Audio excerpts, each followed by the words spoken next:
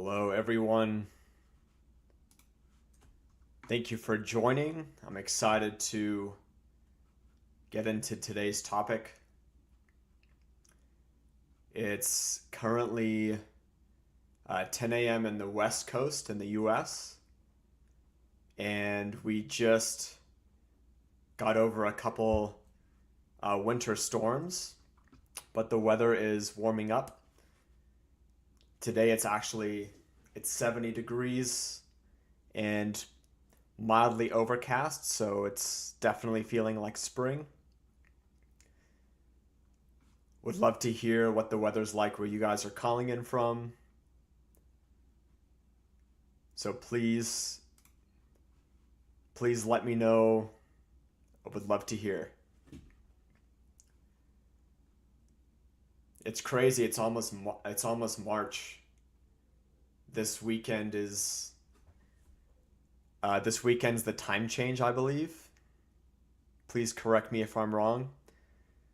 But we'll get an hour less of sleep. However, after our school or work days, we're going to have an extra hour of sunlight, which I'm pretty stoked for. We're in Canada. I have a couple friends up there. I know you guys have had a lot of snow recently. I still need to visit Canada. I've heard great things. I have a friend that lives near Banff. Nice and sunny in Atlanta. We got London. Is London mostly cloudy, or do you find that it's a nice blend between cloudy and sunny? 10 degrees Celsius. It's a little bit cold. Awesome. Well, yeah, thank you guys for tuning in. I'm actually pretty excited for today's stream. This is slightly off topic from what we've done in the past. This this stream is mostly to talk about health, and I know for a fact just from my personal life that when I take care of my health, my career, my relationships, my overall joy and happiness in life like drastically goes up. So let me share my screen here.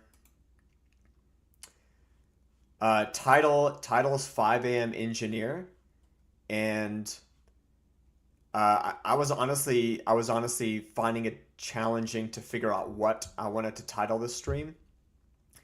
And for me, this is why I named it this specific title. Is throughout my life, when I've started to make a routine and wake up earlier through discipline, I, that that morning time before I actually get started with my workday, before I get started with school, really helps set that tone for me. And I'm not. This is not to say everyone should wake up at 5 a.m. That's just what's worked for me. But the idea of this stream is if you can build a health system that works for your schedule, it can drastically change your life.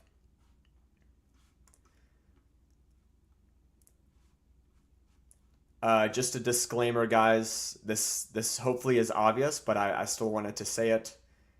I'm not a medical professional. I am just a 29-year-old professional engineer, and I also like to take my health seriously. I used to be a competitive swimmer. I qualified for South African Olympic trials. So everything I'm sharing here, like food, exercise, like before you decide to take on any of this yourself, please consult a medical professional and do your own research.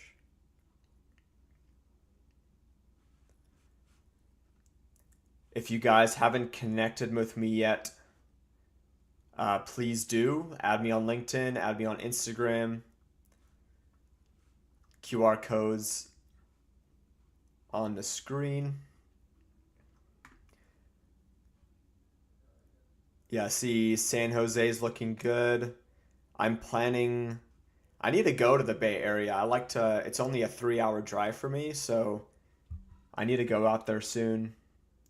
I think I'll be going out there in March. One of my close friends lives out there. He works for Apple actually in HR. Um, yeah, so just a quick little background on me. So 2005 is really when I started to get into health and fitness. I was 9 years old. My parents gave me the option to join a swim team in my neighborhood in Georgia, and I loved it. I kept swimming every year, and then I'd say around 2014, I would have been around 17, 18 years old. I really started to think more like, man, what I decide to eat, what I decide to do in my days, how I sleep, that has a massive impact on how I do in life. So I really started to take that more seriously.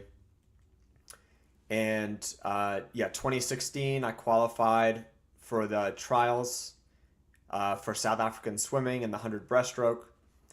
And then even though my swimming is slowed down, I still very much take my health just as seriously, if not even more seriously, holistically.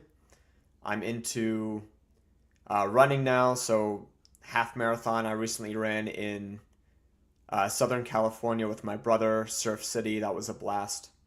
And I'm also now a full-time engineering manager, so it's like figuring out what works for my schedule there. So that's why I'm really excited to share this with you all. Congratulations, we have a couple of raffle winners. I actually made a separate PDF of basically the breakfast I have every single day. It hasn't failed me in 8 years, and I'm gonna send that to you guys for free. So congratulations to everyone on the screen. Thank you for reposting my LinkedIn post. Yeah, yeah. Thanks for the compliment on the half. Dude, Surf City was insane. I don't know if you guys are into running at all, but there was like 20,000 people at that event. So no matter how fast or slow I was going, I felt like there was an infinite line of people ahead of me, and then a infinite line of people behind me as well. But it was so fun.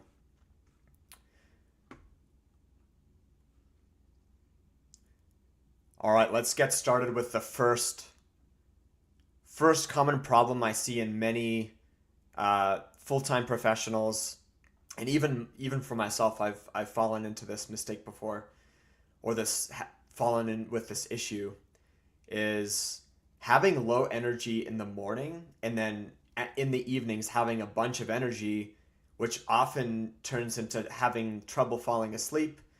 You end up just not going to bed, watching TV, scrolling on your phone, maybe even socializing, which is a much preferred choice. But man, like if you have to start work at 8 or 9 a.m. and you're really struggling to get out of the door, and the first part of your day you're just trying to wake up, like man, that's not a reason to live, guys. I've I've definitely had seasons in my life where I have extremely low energy in the morning. Actually, I remember vividly in 2015, I was I was actually homeschooled in high school, so I had a very flexible schedule with when I would wake up and go to bed. And there was a time where I would wake up at 9 or 10 a.m. every day, and you would think, "Oh man, that's so nice. She's living a luxurious life." Honestly, I was not. I don't look back at that time with my sleep schedule fondly, because I would wake up and I would be groggy. I would only start feeling good at lunchtime. Um, and I would only start working on my schoolwork at 1 p.m. because mentally I was just not awake. It was not a way to live. And again, like I'm not saying everyone needs to wake up at 5 a.m., What I'm saying is when you wake up in the morning, don't you want to be alert and excited for the day? Like no one wants to wake up and then be groggy for 3 hours before being able to be before actually starting to enjoy your day. Like that's not a way to live. Yeah, dude, bananas for the win, bro. Approve. Love it.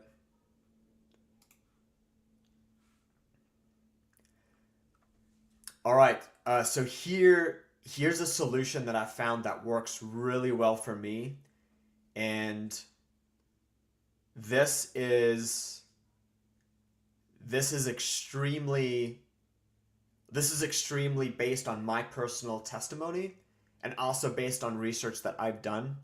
So please, like, do your own research, figure it out for yourself. Don't just blindly believe what I'm saying. I'm just simply sharing some things that have worked extremely well for me. So a couple things. The first thing is daily outdoor time, and specifically for sun exposure. So why does that, like, I think growing up, like I heard through media or through people telling me like, hey, sun is not good for you. You know, maybe spend a little bit of time in it, but try to stay away from the sun, put sunscreen on. Totally get that. Don't burn yourself, right? That's not what I'm trying to say here. So sunlight actually it activates what's called retinal gang. I don't even know how to pronounce this. Ganglion. Maybe one of you can help me here. Um, and it signals something called SCN. You guys can research this online. Again, I'm just passing on information. And what this does is it helps regulate your cortisol and melatonin in your body. So again, not in scientific terms, how does this apply to you in general? When your body wakes up, if you're spending your whole morning indoors, your body doesn't physically know it's morning. So that's why you might feel groggy. Your body's like it's still nighttime outside. We were actually designed, our bodies were designed to naturally wake up with the sun. And I'm not saying lay in the sun for 2 hours in the morning. It's even based on research I've done, even just 15 to 30 to 45 minutes of spending a little bit of time outside. Maybe you eat breakfast, maybe you go for a run. That has a drastic impact, not just on that immediate moment, but in totally resetting your body's sleep schedule, your circadian rhythm. And here's some numbers for you guys. So lux is just a measurement of the intensity of light. So if when you're indoors, so like I'm indoors right now, I mean I'm by a window, so maybe it's slightly higher than 400 if I were to open my blinds. I won't do that because it'll mess up the video. But yeah, it's looking at, you know, in the range of hundreds of lux. So on average 400. Obviously that can range. Now outdoor, even in overcast weather, we're looking at 10 times that range for lux. And look at this. For on a sunny day, we're looking at a factor of 100 or over, 60,000 lux on average. I think it can range from 20,000 to 100,000. Obviously, that depends on where you live, your elevation, etc., etc. But yeah, you guys hopefully that you get the point there. Like simply like being inside with artificial light is not the same at all. So this, for me, like I make it an intention to spend, even if it's just 15 minutes outside, eating my breakfast, reading a book, going on a run. That has a drastic impact on how I feel in the morning and how I start sleeping and being able to rest in the evening. Hopefully that makes sense how I how I explain that. Yes, Sabrina, I see your message. Sometimes going to the gym at night keeps me stimulated. Yeah, I think that's a really good point. And I know for a lot of people their schedules work better to exercise in the evening. Um, if I think with this point here, I feel like I exercising in the morning is for me works much better. However, for those of you that maybe can't exercise in the morning, even getting in a little bit of movement at any point in the day is better than nothing. But yeah, that Sabrina, that touches on my next point here is morning cortisol. So with movement, cortisol, I think some people think is a bad thing. Which yes, maybe constant cortisol, a constant raise of your cortisol levels with stress at work, that's not ideal. I totally agree. But when you exercise, your cortisol actually does rise. And if you raise your cortisol naturally by moving in the morning, and I'm not saying you have to run a marathon or swim for 2 hours, even though like I know a lot of people love doing those things, which is great. Even if you do 20 push-ups, go for a 10-minute walk, put your body in the sun, get a bit of sun exposure. You start training your body to wake up, and that slight raise of cortisol that you get with movement, that'll naturally increase your alertness, and it literally boosts the way that your brain starts functioning. That's so like I don't think there's ever been a time where I've moved in the morning, spent some time in the sun. There's not one day that I regretted it. Even if after that I was feeling like sick, let's say I had a cold, I always feel so much better after I intentionally get some sunlight and intentionally move my body. And I wanted to pull up some articles for you guys too.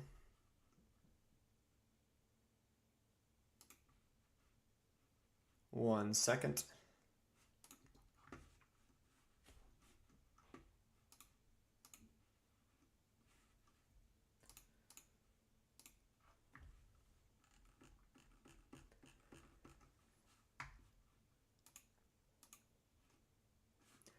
All right, so this is just healthline.com, a pretty popular health website. So this is just an article, 13 benefits of working out in the morning. Um, Fewer distractions. I like this point, and I think Sabrina, this may touch on what you were saying too. I'll sometimes go to the gym after work. Um, However, in the evening, my phone is buzzing off. The gym is usually packed. It it can be hectic, right? Sure, beating the heat. Here's the increased alertness I was talking about. This is actually um, it says it may be a better match for your body's hormonal fluctuations. For me, I mean, I think this is an understatement. I feel 10 times better throughout the day when I work out in the morning. And here's that cortisol that I was talking about. It's often a stress hormone, but um, it actually helps keep you awake and alert. So movement and exercising is actually a very healthy and natural way to increase your cortisol. Versus I think most people associate it with high levels of stress for hours on end, which is not that's not the kind of cortisol you want in your life. So make sure you're differentiating those two. Um, here's another really interesting point actually is when and this is something I'm noticing myself when I'm moving in the morning, when I'm getting some outdoor time, my level of focus and ability to go ability to perform deep work drastically increases in the morning. And with this statement, it says it reaches its peak around 8 a.m.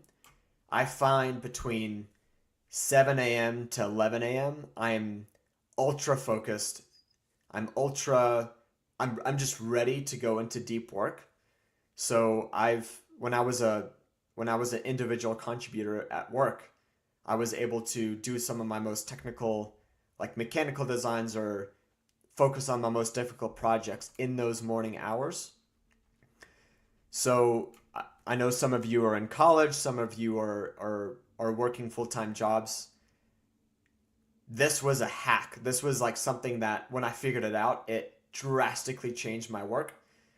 After lunch, I tried to avoid deep work. I would use that for emails, I would use that for meetings, I would use that to communicate with people. But in the morning, especially if you exercise and get some outdoor time, if you block out your morning hours to focus on that deep work, whether it's studying for a test, uh, designing a lift fixture at work, or coding a new program for an application or whatever you're doing, I've I've found I'm 2 to 3 times more productive in those morning hours. So yeah, would love to hear if you guys agree there or if you have different opinions. But yeah, you guys get the point. All these benefits. You guys can look at this link. I'll even send it in the chat.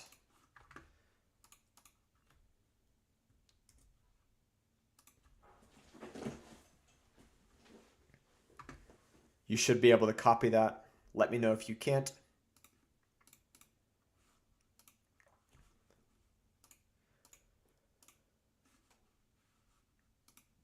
Does that make sense, guys? Do you guys understand point number one with sunlight and morning movement?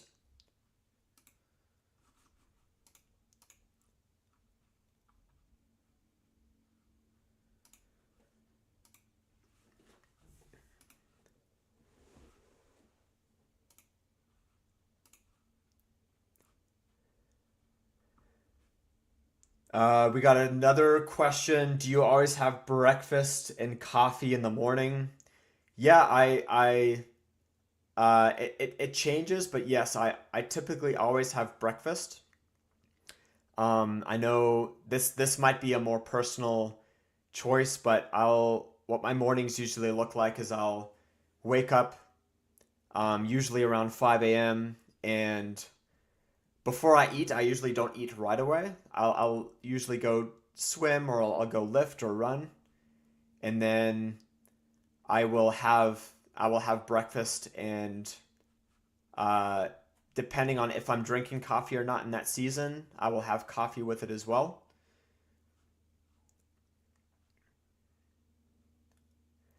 Yeah, sunlight's hard. Yeah, dude, that's why I find the winter sometimes challenging because the sun might only rise at 7:30 a.m. or even later potentially where you're at or where you're located um in the northern hemisphere or southern hemisphere.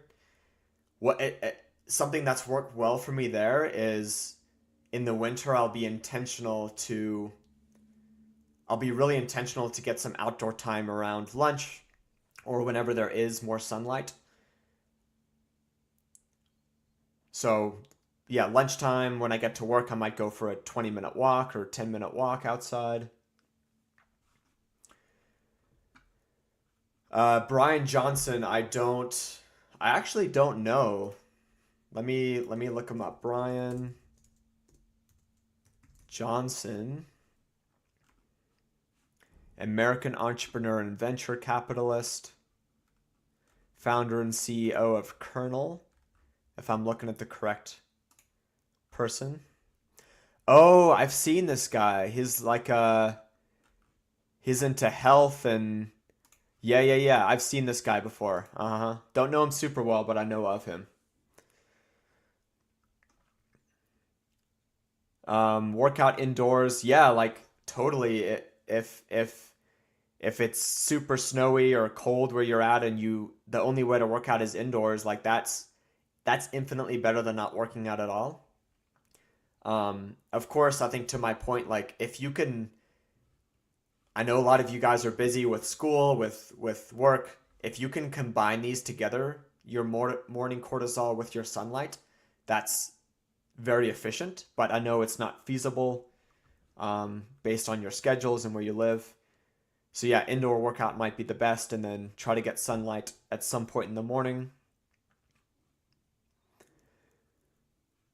Uh, Shri, I see you wake up, do your morning routine, go to work at 8 a.m., step out of the office. Yeah, dude, I feel that in the winter. It's like I'll drive in and it's dark, I'll leave and it's dark. Like I think a point with that is really try not to dwell on the negatives there. And I say this, I struggle with this myself.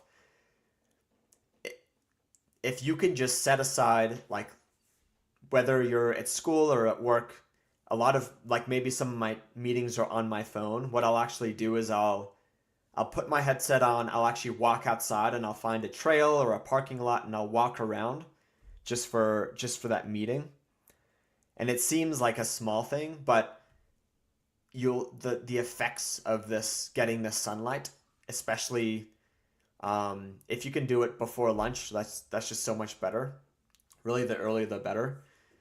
It For me, it pays so many dividends to my long-term health, because it's not just about that day, it's about your long-term health.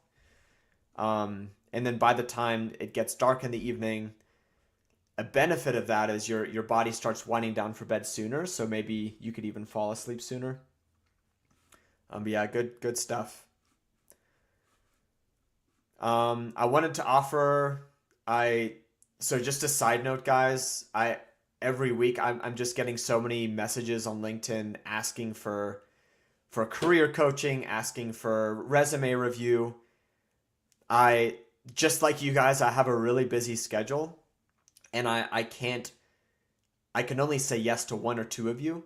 So I really, like, I do offer this as a service, but I don't really care about the money. I really care about helping all of you guys. That's why I'm doing these live streams just for free, because I genuinely want to give back to you guys.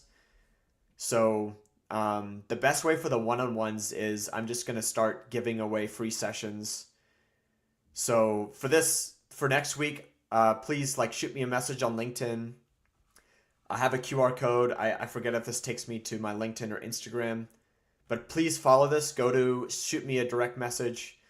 Share with me what's worked well for you in your morning routine, whether it's exercise, movement, maybe getting together with some friends, or um, yoga, whatever your morning routine is. If there's something that works for you, or if you're struggling with something, shoot me a message, and then I'm just gonna pick one of you guys, and I'll offer a free one one-on-one coaching session, or honestly a free video call for whatever you want to talk about. We can talk about career, we can talk about health, we can just talk about life. I don't really care, but would love to do this for you guys. Um, hey Dan, the chat's in front of the QR code. Oh yeah, good point. There you go. Does that work?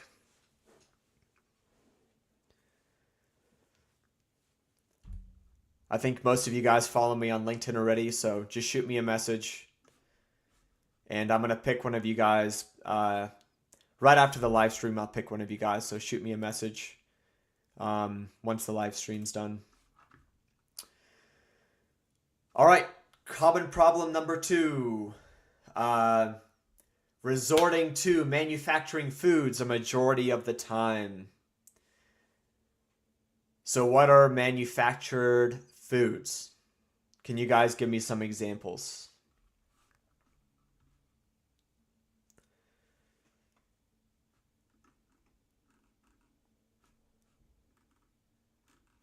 And I thought manufacturing was a good thing.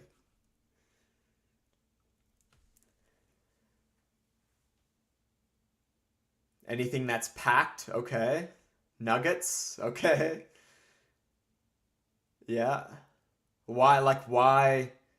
Be more specific though. Like I could package any food. Does that make it manufactured? Frozen foods? Maybe. I think in general that can be a good rule of thumb, but like for example, like I have frozen berries in my freezer and I eat those all the time, and I think those are pretty good. Anything with preservatives, okay. Do you guys know why do we manufacture food? Like high volume food manufacturing, why did it become so popular, especially in the US and first world countries?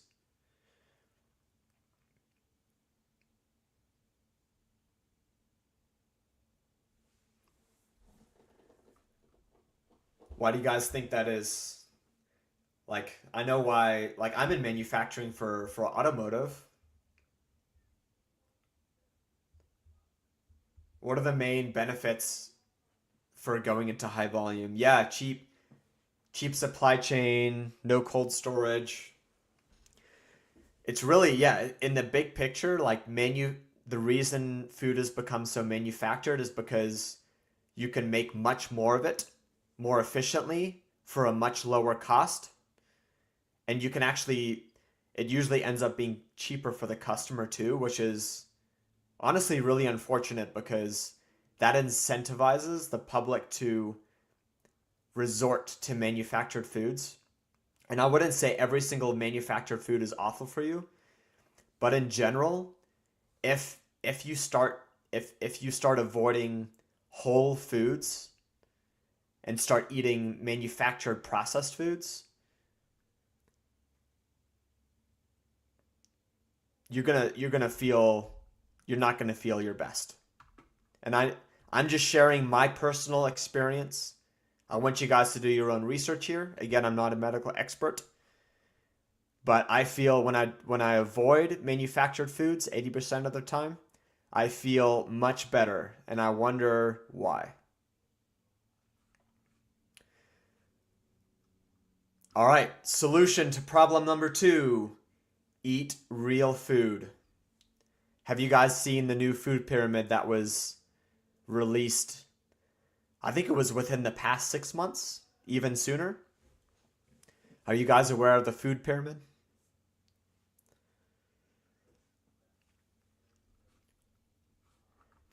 So the idea of the food pyramid is it's like a triangle, right? And this is funny enough, this is actually an inversion of the old food pyramid. So when I look at this, basically what it says is have whole grains, but don't be eating as much whole grains as, for example, fruits and vegetables, right? We see fruits and vegetables up near the top, and then protein, dairy, and healthy fats.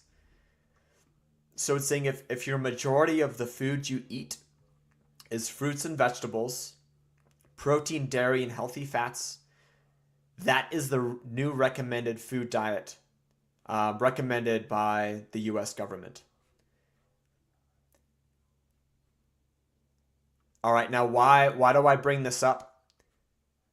Funny enough, before this was announced, the past 10 years I've been trying different foods, and I've come to the conclusion that even before this came out, the more whole organic fruits and vegetables and the actual real healthy protein, healthy fats that I'm eating, I felt infinitely better than if I was eating refined grains, refined cereals,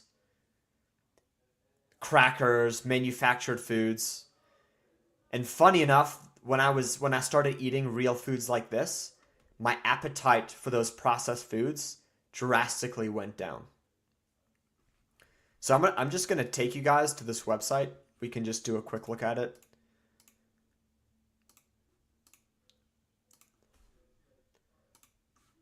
Share screen. Real food. I don't know if I necessarily agree with that statement, but anyways, So America, and I tend, again, I haven't looked at the statistics. America tends to be the sickest and has some of the highest levels of obesity around the world. Again, why is that? America in general is pretty advanced when it comes to food manufacturing. So it ends up a lot of the people that live in the US end up resorting to manufactured foods because they're cheaper and they're more readily available. And I was born in South Africa. I've been back maybe 10 times in my life. South Africa is not a first world country. It's definitely pretty developed, but the food that you can buy there, the food that you do buy there is it's actually harder to find manufactured foods than whole real foods. Same with where else have I been? I've been Kenya, Ethiopia, same thing there. All the food is just so, it's just comes straight from the earth. Um, we won't watch that right now. You guys can feel free to look at this website. Oh, thank you. I wasn't sharing my screen. Yeah, so America is one of the sickest. This is just the statement I was reading there. All right, so the data, here's some data here. 50% of Americans have prediabetes or diabetes. 75% of adults report having at least one chronic condition. 90% of US healthcare spending goes to treating chronic diseases. So, like, this is, guys, this is, again, huge shout out to our healthcare system. I have a lot of friends in it. It's awesome what they do. But in the big picture, like think about this with engineering. A lot of you guys are engineers. Whenever you're solving a problem, yes, sometimes you need to temporarily do a band-aid fix. But if you're just band-aid fixing and you're never solving the root cause, the problem's never going to go away. This is not rocket science, guys. This is basic problem solving. You don't need to be an engineer to know this. Now, the way that our healthcare system tends to work. Again, I don't want to make a blanket statement here. I want to be careful what I'm saying. But oftentimes the mindset of people, this might not even just be America, this is just around the world, is when we get sick, we just treat the disease with, we got to take these medications. We have to get the surgery, which yes, sometimes that does need to happen. But what if instead of just treating the chronic disease, what if we actually changed our diet and lifestyle? I like how they worded this. What if we actually changed what we eat, what we do daily, that are actually the root cause of why we're getting these chronic diseases? Again, this is just basic root cause problem solving. We do it all the time in engineering. So yeah, here's actually the old food pyramid, which I actually used to eat much closer to this. We used to be told fats and oils. It's so funny that it pairs sweets with fats and oils, because think of olive oil, avocado, eggs. There's a lot of healthy fats there, but here it's pairing it with sweets, which it's saying Fruit Loops and avocado might be in the same category. You can see how this would confuse people. And then it would say cereal, bread, rice, pasta. Honestly, I would say 90% of cereals are super processed. If you guys look at the ingredients list, half of it you don't even know what the ingredients are. And this is hard. Like, I don't know if any of you here are from Europe. But when I bought bread, I was in Germany last year for work. And when I went to the grocery store and bought bread, I looked at the ingredients list, and it literally had like 3 ingredients. It had no preservatives. It was made like the way bread was made 2,000 years ago. And then I go to a lot of grocery stores in America, or really I think around the world, you could probably find this too. again, I'm not bashing a specific country. I'm just trying to share the state of food across the world. Um, a lot of breads, like you look at the ingredients list and they add refined processed sugar. They it's a laundry list of ingredients, like 30 ingredients.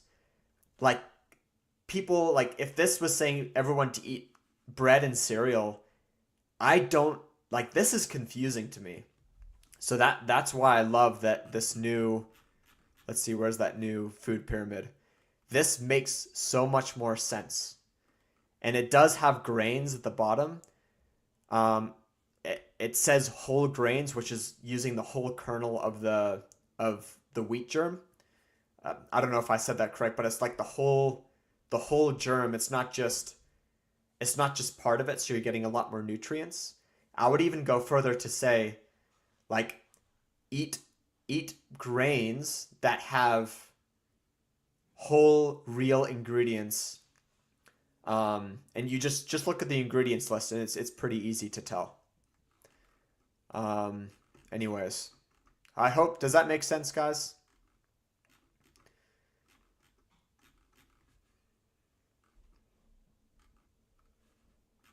I'll send you. Let me send you guys the link if you want to look at it more. This is not the only reference. There's a lot of other. Um, there's a lot more research that's gone into this too. So let me go back to the slides. Slideshow. Okay, cool. Eat real food. I'll share. I'm gonna share my morning breakfast plan with the raffle winners as well. Here's just a couple more points. Just got this from uh, just got this from online. So a whole food, protein forward diet improves insulin sensitivity and stabilizes blood sugar, reducing energy crashes and lowering long-term metabolic risk. Higher micronutrients directly supports mitochondrial ATP production, which those are scientific terms for just you're going to feel better, you're going to have much more energy, which is going to improve your cellular energy output. Prioritizing quality fats, guys. This is something that I I was shocked when I started learning and experiencing the truth. Fats, like healthy fats, have been frowned upon in at least growing up. Like I was always told, like reduce your fats, go fat free milk, fat free yogurt. It's like, well, that's taking what was given to us. Like this is what the earth provides us to eat, and then we modify it. That's healthier. That didn't make sense to me. Like I didn't have to get an engineering degree or, uh, yeah, I just had to start eating real foods that were not modified by humans. When I felt better, I was like, huh, I wonder why that is. So prioritizing quality fats, eliminating ultra processed oils, it reduces oxidative stress. Adequate protein intake preserves and builds lean muscle, increasing resting metabolic rate and enhancing glucose disposal. I'll let you guys read the rest there, but big picture, eat real food, and a nice there's so many things that go on online. The way I like to think about it and simplified is, did the food directly come from the earth and the planet that was given to us? For example, carrots. This is just a natural process that is grown directly from the ground. Think about a steak. Let's say you have a cow is naturally grazing in the grass, um, and then you eat that meat. That's not it's not there. Humans didn't add anything to that food. It's like it came naturally from the planet we were given. Same thing with milk. Same thing with avocado, olive oil.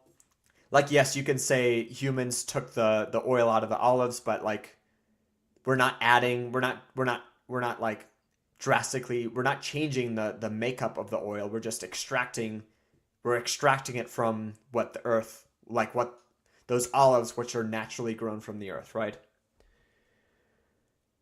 Yeah, yeah, 100% fat free. The Our body has fat, yeah, in it, 100%.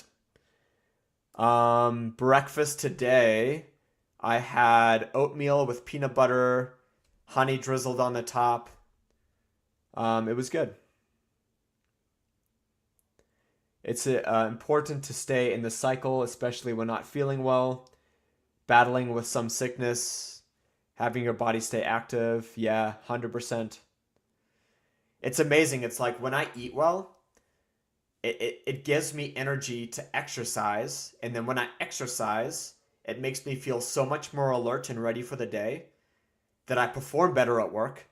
And then if I do that consistently, then you get a promotion, then you start learning new things, and then it gets you excited for life, and then your relationships improve.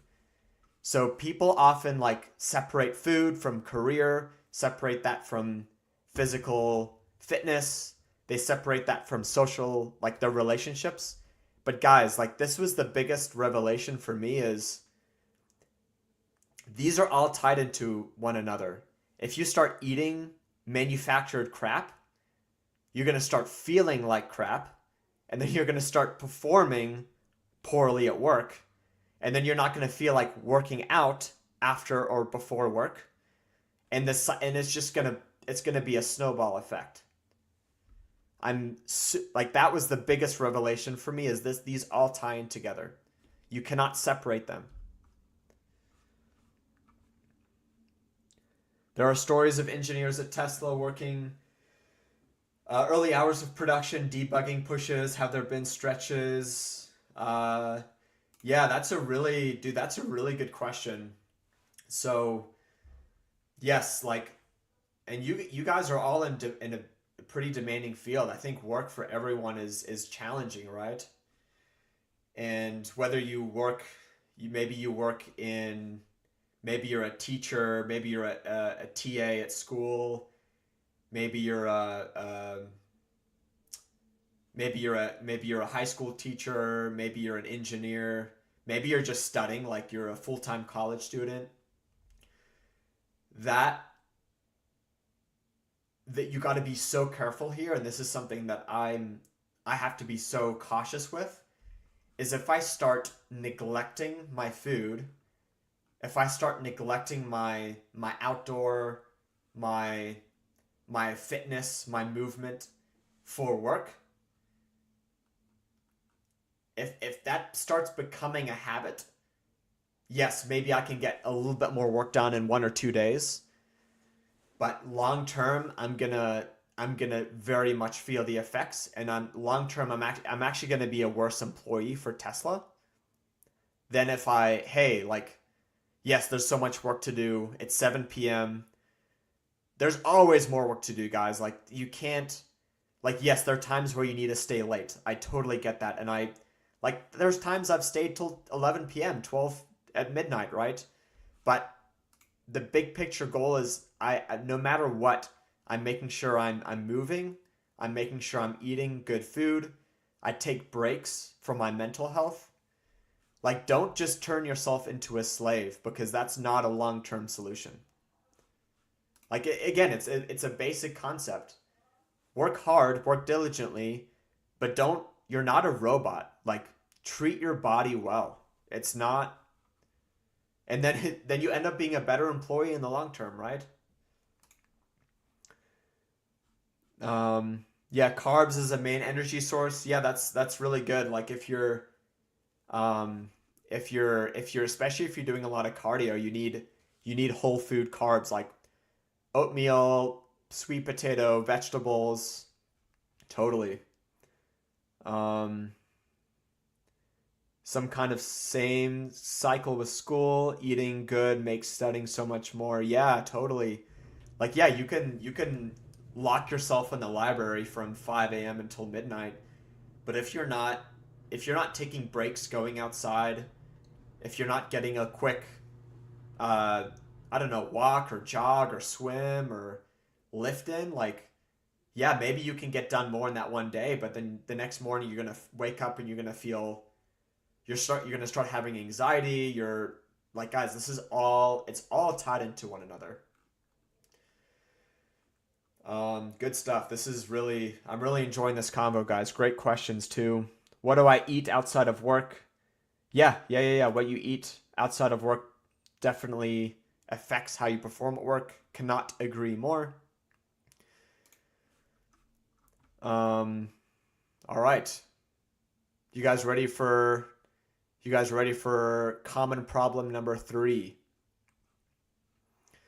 So this one is I think this one is probably the most important of all three, at least uh, how I've personally experienced this. Common problem, and I see this, I've experienced this, and I've seen this with other people that I work with or I'm friends with. If you have a lack of purpose or meaning to why you're here on this planet, like, let me just read you some of the things here, some of the facts. So, studies have shown individuals with a low purpose have a much higher risk of all cause mortality, even after controlling for age, income, and baseline. So you can be 30 years old, you know, peak physical age, you could say. Um, you can be earning 300K a year. You could even be like you could even be exercising every day, spending time in the sun, all those things.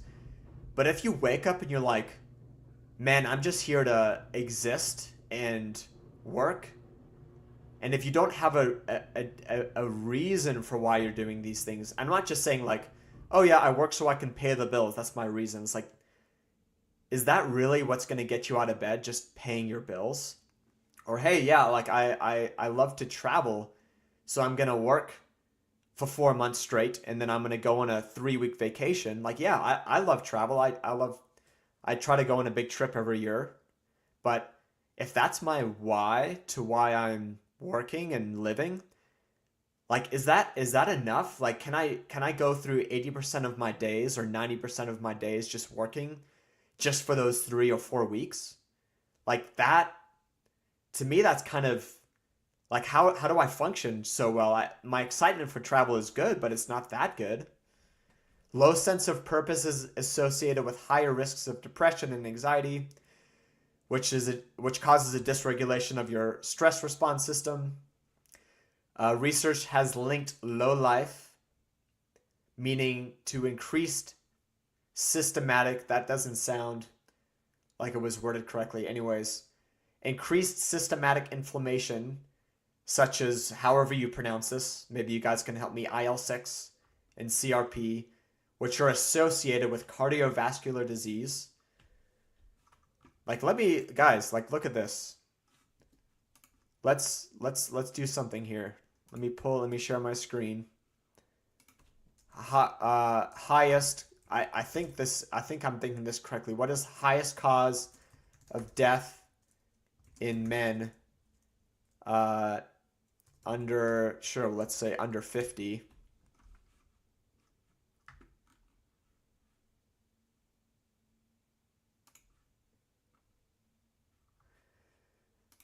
I don't even know if this is a reputable website. It has .gov, National Library of Medicine. This sounds pretty legit. Okay, so I'm 29, so let's look. I think a lot of you guys may fall into these two categories here. So unintentional injury in these young ages. Okay, that makes sense. Guys, suicide is number 2. Does that mean 8%? So what does suicide tell me? Actually, one of my close friends in high school committed suicide about 5 years ago. From what again, this is an awful thing that happens, but what I've heard from people that have committed suicide or have struggled with suicidal thoughts is they are struggling with the reason and purpose in their life. So it's like, yeah, life, like, guys, imagine this. Life is really hard. So if life is really hard and every day is a struggle and you have to put in all this work, but you don't have a deeper why, guys, like, I can see why people commit suicide. Like it, if you don't have a why, but every day is lots of work, emotional stress, like relational difficulties, like for a lot of people, suicide is that easy way out, and that's awful. Like I think suicide is one of the most awful things. Um, yeah, homicide. We got cancer at that young age. COVID-19. Let's look at my age group here. Okay, so look at this heart disease, and then look at how heart disease really like look at this 45 to 64, which I think is still pretty young. Like people are dying from heart disease and cancer. Like that's I mean, you guys, I think heart disease in a certain age, especially for I think especially for men, it's just one of the leading causes of death. Oh, it looks like this is not percent. This might be uh, based age-adjusted deaths per 100,000 population 2021. Okay, okay. Yeah, look at this heart disease. 1,000 out of every 100,000 people die of heart disease. Um, yeah, super sad. Anyways, let's go back to this. Um, where were we? Individuals reporting low purpose demonstrates poor sleep quality, higher incidence of sleep disturbance, which compounds fatigue, cognitive decline risk, and long-term metabolic disease. Yeah, cardiometabolic. Yeah. So it's wild. I really believe, and there's I mean you guys can do your own research here, but it seems like there's a really high correlation between purpose and meaning in your life with long-term diseases like it says here long-term cardiometabolic disease, which was one of the leading causes of death, especially for people over 40 years old. All right, so before I move forward, I would love to hear from you guys. What's the solution here? How so many people have their purpose is money, or their purpose is just having fun. Like guys, I struggle with this too, especially in the past. Like so many people live for the weekend. I have people that I work with now and in the past where again, this is not pointing fingers at anyone, but they're they're just getting stuff done Monday to Friday. They're just like, yeah, I just have to go to work. I have to do these things. It kind of sucks. And then Friday comes around and then they're just, oh yeah, let's party, let's have fun. Like literally their why is getting drunk on a Friday night and goofing around with friends, which I love. Again, not pointing fingers. I love goofing around with friends. I love having fun. But if my deeper why is that, like, does anyone want to live a life where Monday to Friday kind of there's no why, it's just make it through, like survive. There's that survive mentality. Same with school. It's like people are like, I just have to survive this semester. Like who wants to just try to like don't you guys want to be thriving and being excited for every day, having a real reason to why you're waking up? I would really love to hear from you guys.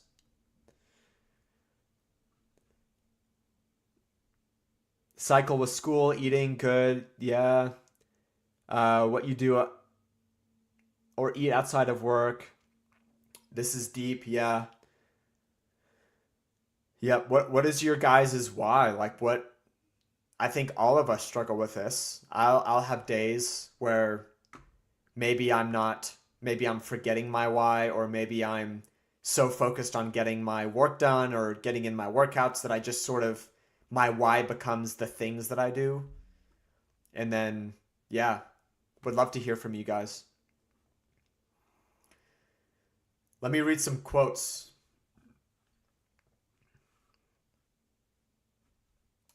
So this is Friedrich Nietzsche, pretty well known, I believe, as an author.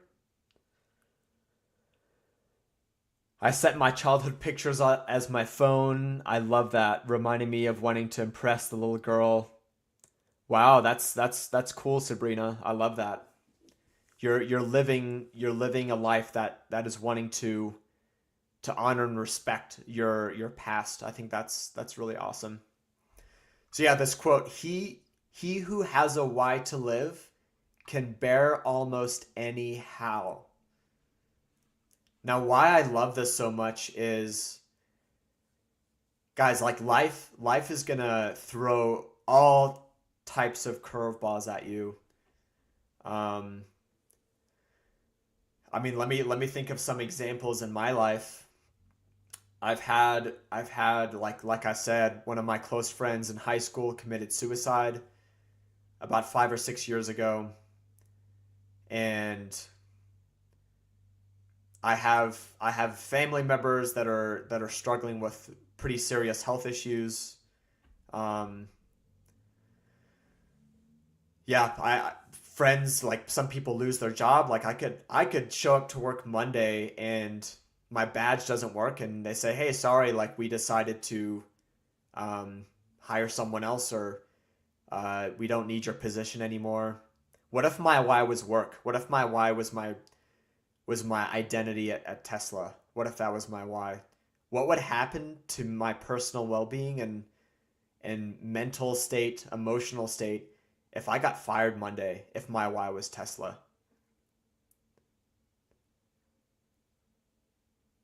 What if I had a catastrophic injury and I lost my ability to run? What if my why was running and swimming? And what if I lost my ability to do those things? Think about that. Do you guys think it's wise to have a why in something you can lose very easily?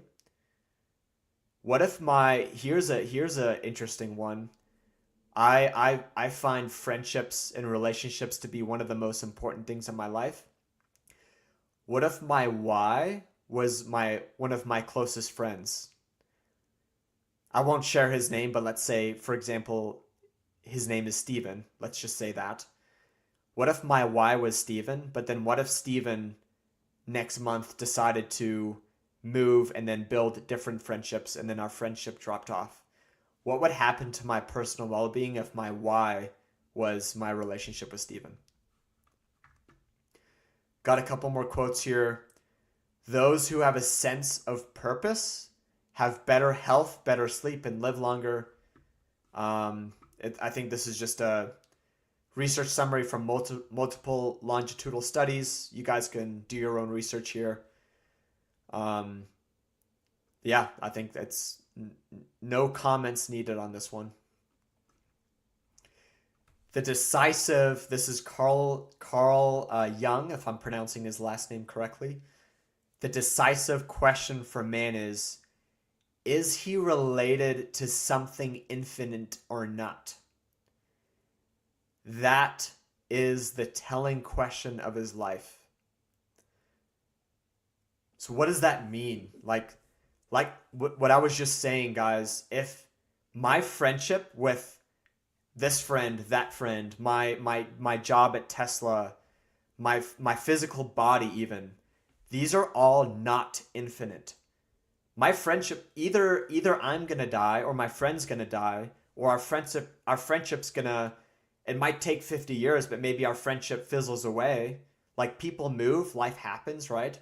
I'm not bashing that at all. I'm just saying what happens. Sometimes we have close friends for a season, but then we move on, or they move on. That happens all the time. Not wrong. It's just reality. Those aren't friendships aren't infinite, at least on this earth. My job at Tesla is not infinite. Our status, like even as think of us as engineers, our brain over time is going to lose its ability to function. Even if we're healthy, by the time we're 80, 90, 100, or whatever age we live, we're going to lose that ability to do those things. So I didn't make any slides, guys, on the solution. I kind of wanted this to be more of more of a discussion and more of just sharing some personal stories here. Um,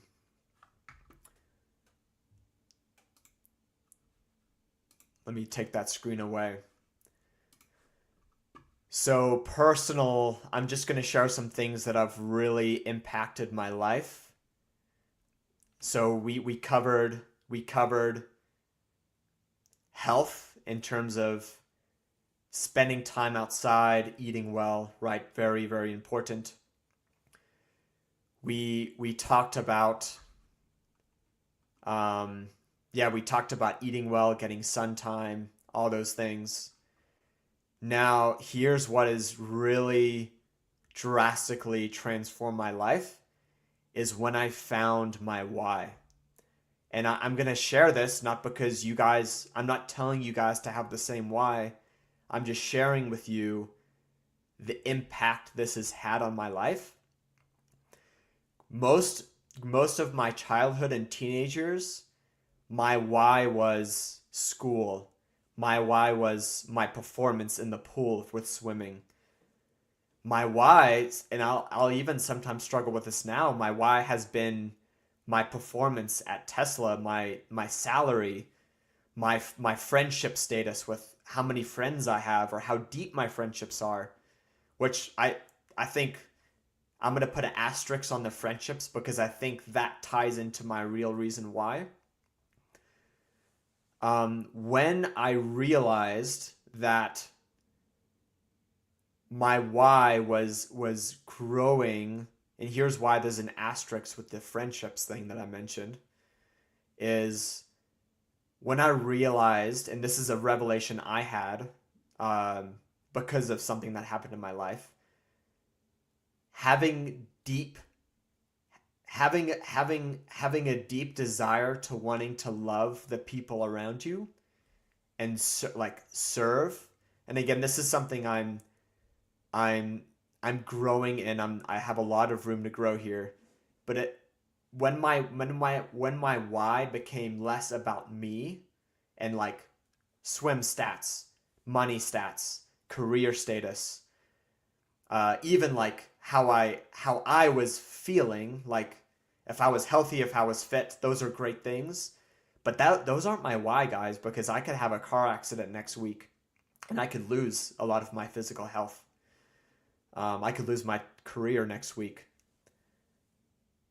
When my why shifted to genuinely having a heart change to wanting to love and serve people, and even deeper than that, I had a couple of things happen to me when I was in my late teenage years where I had a radical shift in realizing we're you and we're not here by chance. We were actually put here by a greater being, which personally, I believe that's God. And I'm not telling you to believe in God. I'm just sharing my personal, uh, my personal why, and maybe this can help you guys find your own why, which I strongly recommend you do.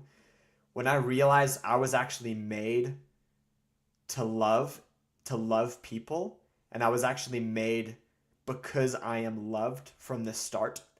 I don't have to perform. I don't have to do these things to be loved. I'm actually created for a purpose. And that purpose is, I'm just going to be very high level here, loving and serving people, no matter who it is. Like it could be my close friend, it could be someone that I'm working with at work. It could be a guy that I meet for 2 days and I never see him again. And genuinely growing my relationship with my creator, the one who created me for these purposes. That I believe is an infinite. Well, let's go back to that quote that I brought up. I'll just read it. The decisive question for man is he related to something infinite or not? That is the telling question of his life. Now, again, these are just my beliefs. I'm not telling you to believe this, but I think there's a lot of meaning to this quote. If your why is something infinite and not dependent on circumstances. So for me, I believe I am loved no matter what.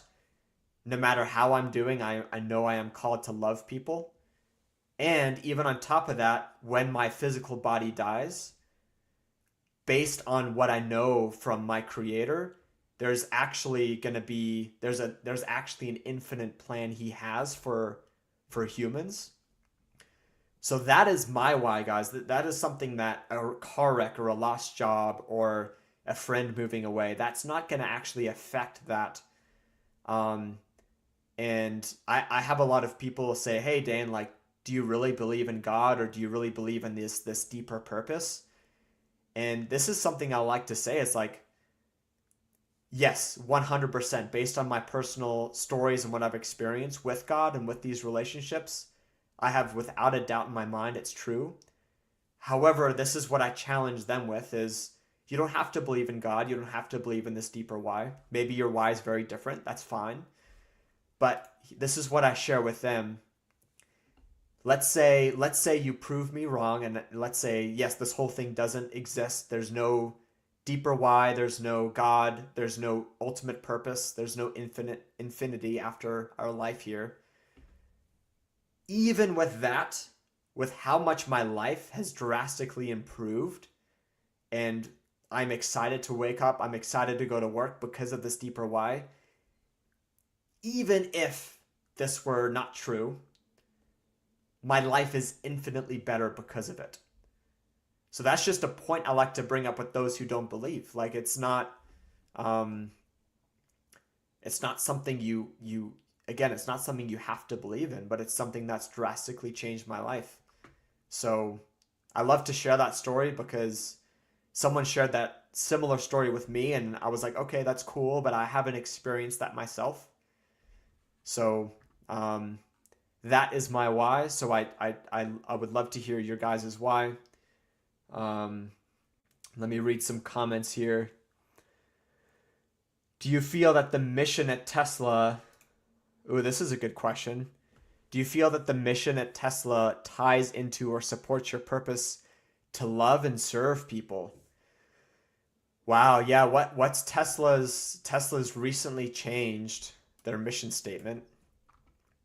It's something about transforming the world to abundance. Let me actually pull it up.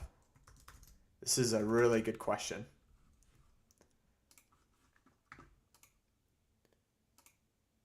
Can you guys see my screen?